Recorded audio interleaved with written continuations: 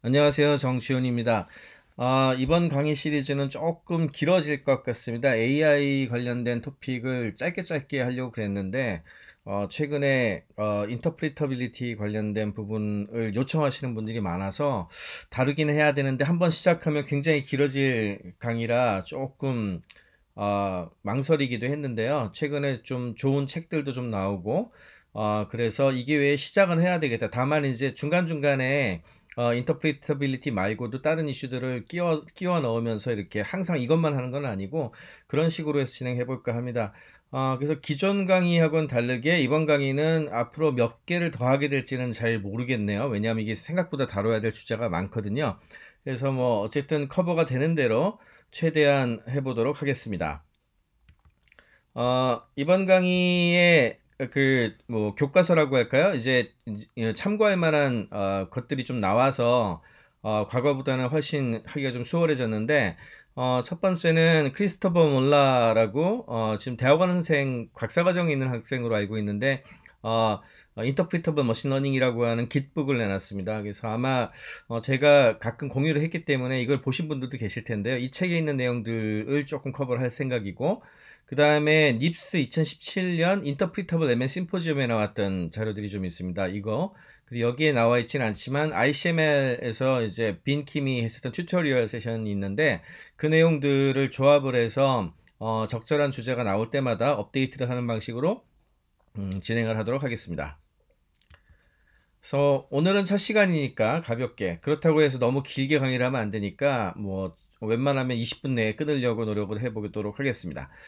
첫 시간이라서 인터프리터빌리티가 왜 중요하고 뭐 그 다음에 이 인터프리터빌리티를 보는 관점 관점에 따라서 이제 접근하는 방식이 좀 차이가 나는데 그거에 대해서 먼저 좀 다뤄보도록 하겠습니다. 인터프리터빌리티의 이제 정의인데요. 이게 뭐 유명한 정의 두 개가 있습니다. 일단은 첫 번째는 2017년에 팀 밀러가 발표한 그 논문이 있는데 그 논문에서는 the degree to which a human can understand the cause of a decision이라고 그랬어요. 그러니까 어떤 결정을 내리기 위한 어떤 그 이유를 이해하기 위한 그 정도, 이 인터프리터빌리티가 정도니까요. 이렇게 정의를 했고, 이거를 다른 말로 풀어서 생각을 하자면은, 이제 딥러닝 모델이 됐던 우리가 생각하는 모델을 집어넣어서 결국엔 예측을 하는 거잖아요. 그런 예측을 하는 것들을 컨시스턴트하게, 항상 비슷하게 인간이 얼마나 컨시스턴트하게 판단을 내릴 수 있느냐 그 정도 이걸 이제 인터프리터빌리티라고 표현하기도 했고요. 이제 다르게 조금 더 쉽게 설명을 하자면은 모델의 인터프리터빌리티, 즉 이해 가능성이 높으면 그러면 어떤 사람들이 특정한 결과 또는 뭐 결론 또는 예측 이런 것들을 이해하는 것이 더 쉬워진다. 예, 이게 높아지면 높아질수록 쉬워진다. 이런 식으로 정의를 했습니다.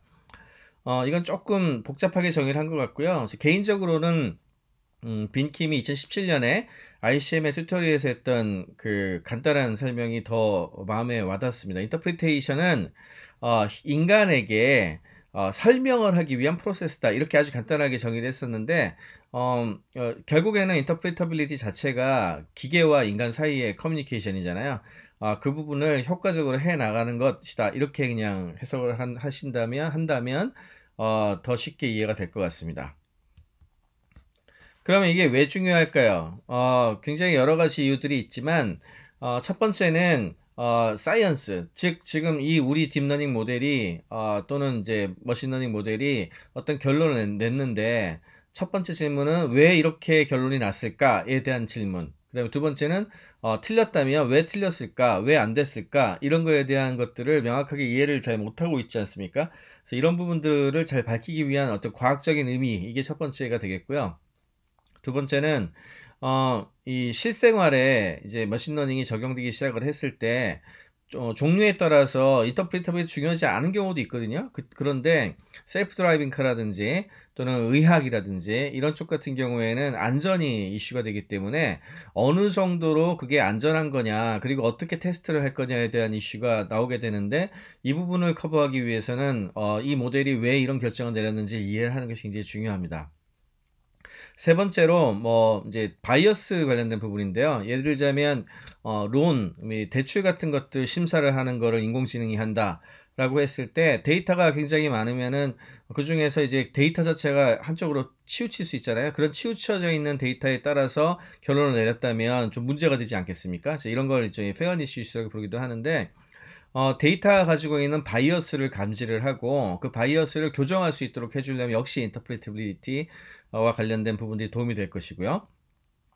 그 다음에 이제 이게 제품화가 되거나 서비스로 런칭이 됐을 때 사회적으로 이걸 받아들여야 되는데 그러려면 아무래도 레귤레이션 뭐 의학 같은 경우에는 식약청이 이 레귤레이션을 담당하게 되는데 FDA 같은 데서 이걸 받아들일 것인지 뭐 보는 거라든지 아니면 인간 자체가 본성이 있지 않습니까? 인간의 본성상 이 AI가 뭔가를 이야기를 하고 자기에 대해서 설명할 수 있을 때 아무래도 인간이 그러면 쟤는 내가 쓸 수 있겠다 이런 느낌이 있지 않습니까? 그러니까 시장적인 측면에서도 소셜 억셉턴스라는 측면에서도 도움이 된다.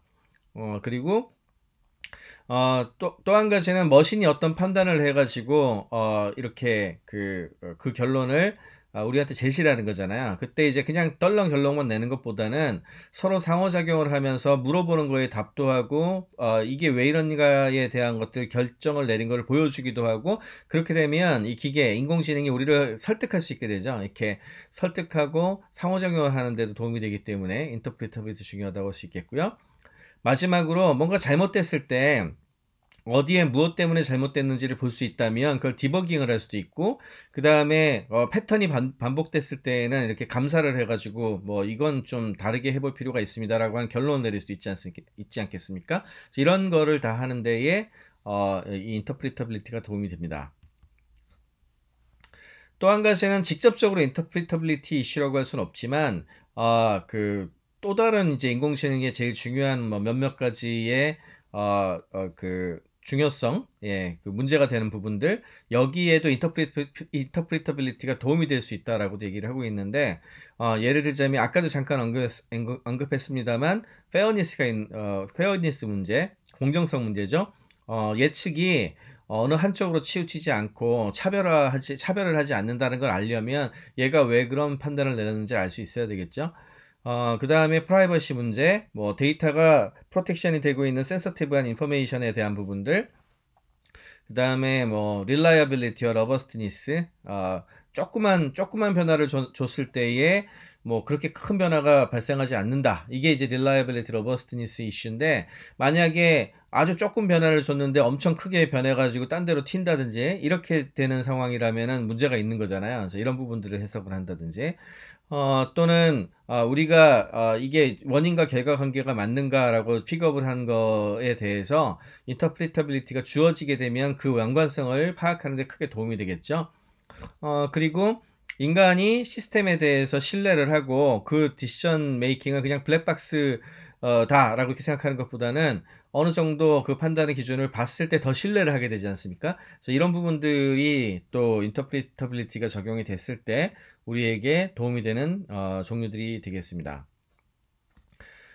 그렇다고 해서 인터프리터빌리티가 항상 필요하냐? 그런 건 아닌 것 같아요. 왜냐하면은 기본적으로 인터프리터빌리티를 위해서는 모델을 수정을 하든지 아니면 모델을 만들기 이전이나 이후에 여러 가지 도구를 쓴다든지 해서 프로세스가 됐던 아니면 뭐 모델에 변화를 주든 간에 오버헤드를 줘야 되거든요. 그러면 이제 비용도 더 들고 시간도 더 들죠. 그렇기 때문에 몇몇 경우에는 인터프리터빌리티를 별로 생각할 필요가 없습니다. 제일 대표적인 게 인터프리터블하게 해봤자 뭐 그닥 중요하지 않은 경우 그러니까 시그니피컨트한 임팩트가 없어요. 그러니까 예를 들어서 간단하게 뭐 비교를 해서 이거가 좋은가 저거가 좋은가 제가 기호마다 선택을 해야 되는 거에 굳이 그걸 내가 왜 이렇게 했어라고 하지 않더라도 빨리빨리 선택하는 게 더 나은 경우가 있지 않습니까? 이런 경우라든지 아니면은 이미 문제가 스터디가 다 잘 돼 있어가지고 이 그 결론이 나갔을 때 얘가 왜 이렇게 해석됐을지를 왜 이렇게 결론을 내렸을 대략 알 수 있을 경우 뭐 이런 경우에도 인터프리터빌리티를 굳이 집어넣을 필요가 없겠죠. 네, 마지막이 제일 재밌는 부분인데요. 게이밍 더 시스템이라고 써놨지만 어디 어뷰스가 일어나는 경우인데 뭐 대표적인 예를 들자면은 아까 전에 잠깐 설명한 대출을 했을 때 스코어링을 한다는 크레딧 스코어링을 한다든지 아니면 어떤 레코멘데이션 시스템 같은 경우에 사용자가 이 메커니즘을 되게 잘 알아서 그 시스템을 역이용해 가지고 스코어를 올린다든지 아니면은 네이버 검색 조작하듯이요. 이런 것들을 막 해서 그 전체적인 생태계나 그 판단을 갖다 흐리게 만들 가능성이 있을 경우에는 이게 어떻게 해석되었다, 어떤 식으로 이런 결론이 난다는 걸 알려주면 알려줄수록 그거에 맞춰서 할 수 있잖아요. 그러니까 이런 일이 발생할 가능성이 높은 경우에는 인터프리터빌리티를 제공하지 않는 것이 좋습니다. 그러면 인터프리터블하게 만드는 방법에는 어떤 유형들이 있을까요? 생각보다 굉장히 다양하게 우리가 봐야 되는 관점들이 있고 그거에 따라서 접근해야 되는 양식들도 좀 다른데 그에 대해서 좀 알아보도록 하겠습니다. 일단 첫 번째로 생각해야 되는 거는 이제 인간과의 릴레이션십과 관련된 부분입니다. 그러니까 인터프리터빌리티가 제공이 됐을 때 기계는 전혀 이제 인공지능 소프트웨어는 크게 관여하지 않고 그냥 인간들의 팀한테 어떤 결론을 내리는 걸 유추하는 거를 돕는 정도. 이런 경우는 이제 인간의 팀들이 우리가 이제 플래닝을 하는 대화 속에서 이 인공지능이 제시한 어떤 몇 가지를 놓고서 추론을 잘할 수 있도록 하는 것으로 인터프리터빌리티의 그 역할이 충분하겠죠. 근데 이런 경우에 만드는 인터프리터빌리티의 그 스펙은 다른 경우와 좀 다를 겁니다. 두 번째는 어떤 결론을 내리는데 기계가 인간을 설득해야 되는 경우가 있죠. 그게 왜 이랬어? 라고 얘기를 해야 되는 경우죠. 이런 경우에는 머신이 인간에게 커뮤니케이션을 하는 경우고 제일 중요한 거는 인간이 이해할 수 있는 수준의 직관적인 설명을 제공할 수 있는 이 설명의 방법이 여러 가지가 있을 텐데요. 이게 이제 두 번째 그 카테고리가 되겠습니다. 세 번째는 인간하고 상호작용하는 건데요. 이제는 이제 단순히 머신이 인간하고 커뮤니케이션 하는 게 아니라 인간이 머신한테 그래서 이거는 어땠어? 라고 이렇게 뭔가 피드백을 주거나 커맨드를 주고 서로 주고받고 해서 피드백을 결합해서 새로운 결과를 보여주는 이제 이건 일종의 이제 인터랙티브한 어떤 서비스가 될 텐데 이 경우에도 인터프리터빌리티가 중요할 겁니다. 근데 이 세 가지 유형의 인터프리터빌리티는 조금씩 다르다고 할 수 있겠죠. 그 다음에 언제 개입을 하느냐. 결국에 인터프리터빌리티는 이제 머신러닝의 한 과정에 개입을 해야 되는데 크게 셋으로 나눕니다. 첫 번째는 모델을 만들기 이전에 개입을 하는 경우인데 제일 중요한 거는 우리가 처리하려고 하는 데이터가 어떻게 생겨 먹었는지 이런 부분들을 이제 탐험하고 보여주고 하는 걸 텐데 이런 접근이 있겠고 그 다음에 데이터 어널리시스 방법론 중에서 이런 것들을 잘 정리해서 보여주는 방법들이 있죠. 뭐 K-means나 MMD 크리틱 같은 것들이 있는데 이건 나중에 시간이 되면 또 다룰 거고요. 그 다음에 모델을 만들 때 머신러닝 모델 자체에 뭔가를 집어넣어서 인터프리터블하게 만드는 방법이 있습니다.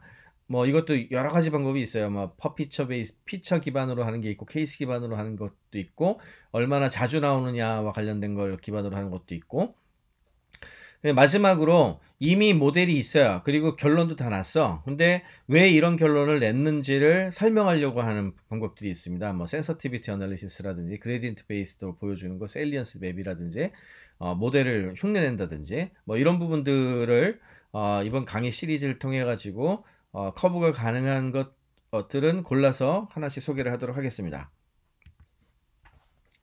또 한 가지는 인터프리터빌리티 자체를 내재적으로 처리를 해야 되는 것과 그냥 끝나고 나서 이건 애프터 모델하고 좀 비슷하죠. 그렇지만 내재냐 그렇지 않느냐로 이렇게 구분을 하는 경우가 있습니다. 인트린식한 인터프리터빌리티 같은 경우에는 ML 모델, 머신러닝 모델 자체가 아예 그 인터프리터블하게 설계가 돼 있는 경우죠. 가장 흔히 얘기하는 게 디시전 트리 중에서 좀 짧게 만들어진 디시전 트리는 그냥 그 결과를 보는 순간 이게 왜 이런 식으로 결론이 났는지를 눈으로 볼 수가 있으니까 그 자체로 인터프리터블 하다고 할 수 있겠죠. 그렇지만 이제 상당수는 그 블랙박스 모델이 이미 적용이 돼서 트레이닝을 하고 나서 결과가 나온 뒤에 인터프리터블하게 해야 되거든요. 그런 경우에는 포스트옥 인터프리터빌리티가 되겠고 그러면 뭐 예를 들어 어떤 피처를 왜 중요하게 봤는지를 보여준다든지 이런 식의 설명 모델이 필요하게 됩니다. 또 한 가지 생각할 수 있는 거는 적용하는 방법이 마지막으로 출력하는 아웃컴, 예, 이 아웃컴이 어떤 형태이냐에 따라 가지고 생각해 볼 수가 있는데, 어떤 경우에는 피처 서머리를 이제 통계학적 방식으로 이렇게 해서 수치와 함께 그 여러 가지를 제시할 수가 있겠고요. 그 다음에 또 한 가지 방법은 특히 CNN 계열이 이쪽 관련된 것들이 많이 있는데, 눈으로 보여주는 거죠. 어디를 어떻게 받고 어떻게 변화되는 것들이 이런 식으로 진행됐다. 예, 이런 거를 눈으로 보여줄 수 있도록 하는 비주얼라이제이션 방식으로 제공하는 방법이 있겠고, 그 다음에 모델의 내부 수치, 뭐 대표적으로 이제 웨이트의 그 학습된 수치 같은 것들을 얘기할 수가 있는데, 그런 것들을 잘 보여줌으로 인해서 이게 이런 식으로 결론이 났습니다라고 설명할 수 있는 방법이 있겠고요. 데이터 포인트는 예를 들어서 A라는 결론을 냈는데, 이거하고 결론이 나지 않는 반대에 해당하는 카운터 팩츄얼이라든지, 아니면 그와 유사한 데이터 포인트는 이런 것들이 있었어요 하고 실제로 그 데이터를 보여준다든지, 아니면 프로토타입을 보여준다든지, 이런 식으로 해서 그 선택을 했었던 방식이 인터프리터블 한지를 비교하는 방법이 있습니다. 그 다음에 마지막으로 모델 자체가 인터프리터블하게 된 게 있겠죠. 그 이외에도 여러 가지 크라이테리아가 있겠는데, 한 두 가지 정도만 더 생각을 해본다면, 모델에 그 딱 맞춰진 모델 스페시픽한 인터프리터빌리티가 있고, 모델하고 상관없이 쓸 수 있는 게 있습니다. 모델 스페시픽한 걸로는 지금까지 언급한 모델 자체가 인터프리터블한 것들은 기본적으로 그 모델에서만 쓸 수 있으니까 모델 스페시픽한 거겠죠. 그에 비해서 포스트 혹으로 이게 왜 이런 설명을 내렸는지 보여줄 수 있는 도구나 서비스가 제공이 된다면은, 그거는 A라고 하는 머신러닝 모델 말고도 B, C, D 이런 여러 군데에 쓸 수 있게 되니까 모델하고 별 상관없이 쓸 수 있는 도구가 될 겁니다. 마지막으로 로컬과 글로벌, 이게 스코프에 해당하는 부분인데, 이 부분은 아마 다음 강의에서 더 다룰 예정인데요. 하나의 그 프레딕션 한 거에 대해서 해석을 하려고 하는 것과 전체 모델의 비헤이비어를 전반적으로 본 다음에 이 모델이 어떤 식으로 인터프리터블하게 만드는가에 대해서 이야기를 하는 이 두 가지가 좀 다르겠죠. 이렇게 생각보다 굉장히 다양한 인터프리터블한 메소드들이 존재를 합니다. 네, 오늘 첫 강의는 여기서 마치도록 하겠습니다.